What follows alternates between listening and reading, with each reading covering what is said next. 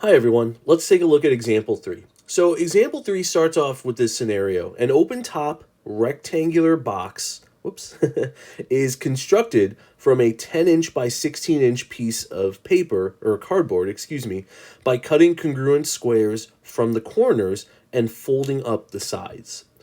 Find the dimensions of the box with the largest volume. Okay, now this scenario might be a little bit tricky, and so I found this little interactive thing online. Sorry about that.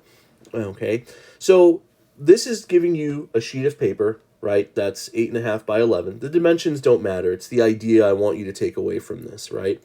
And so what you can do is you can go to each corner of that and cut off a little square, right? And so you have the solid lines here, this shaded square that is going to get cut off. And if you do that on each corner, you can fold up the piece of paper on the dashed lines here, right? And if you could, glue it or tape it together, right, that would go ahead and give you a box, right? So open top, right? So there's only 5 sides to this box, right? So the 4 going around and the base, okay?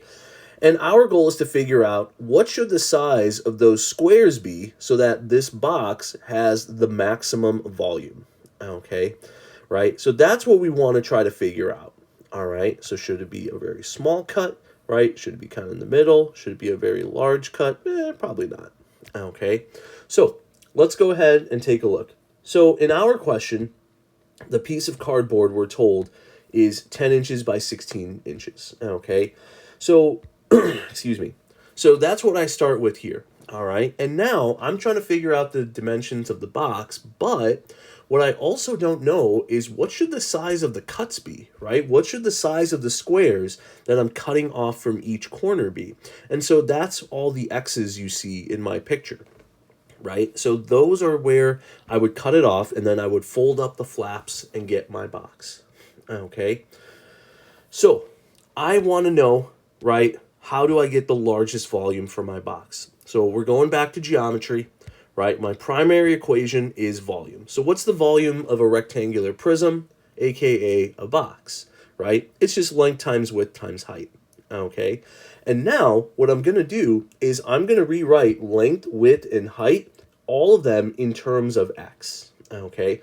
So you can kind of decide which one you want to be length, which one you want to be width. It doesn't really matter. I'm going to let the 16-inch side be the length, okay?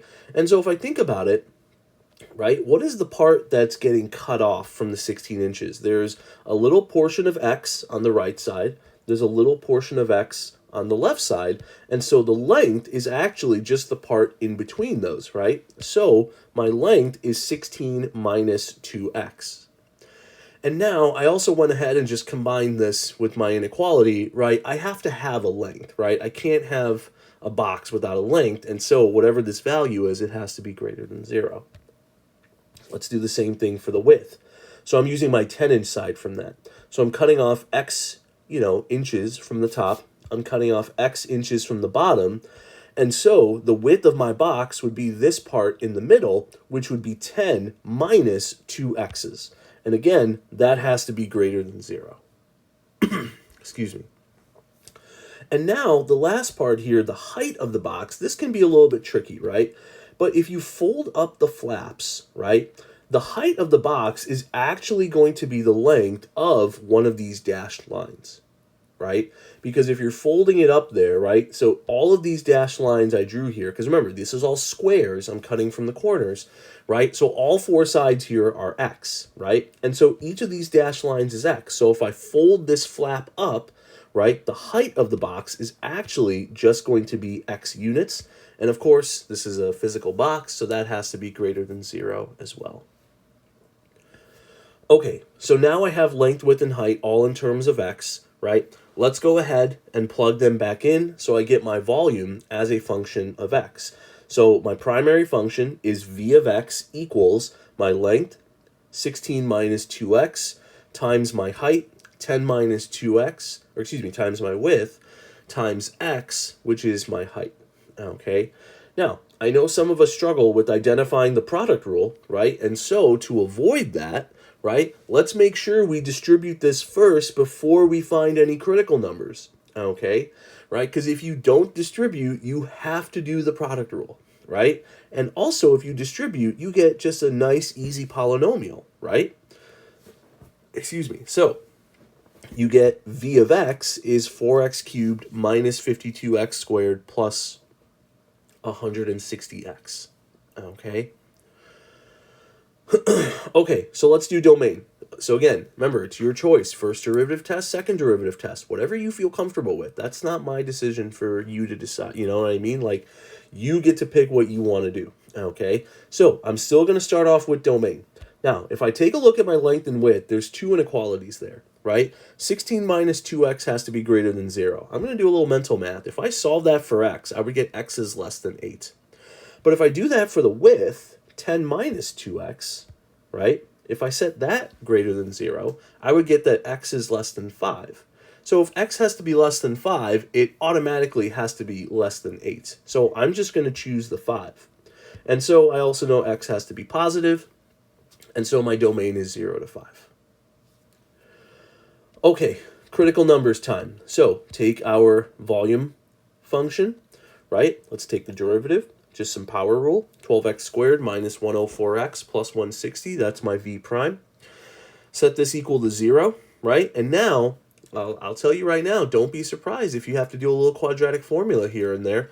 This one actually works out pretty nicely, right? Also, if you look at those three coefficients, you can divide out of 4. But again, you know, don't be surprised, you know, quadratic formula shows up, right? That's something you should be comfortable with at this point, okay?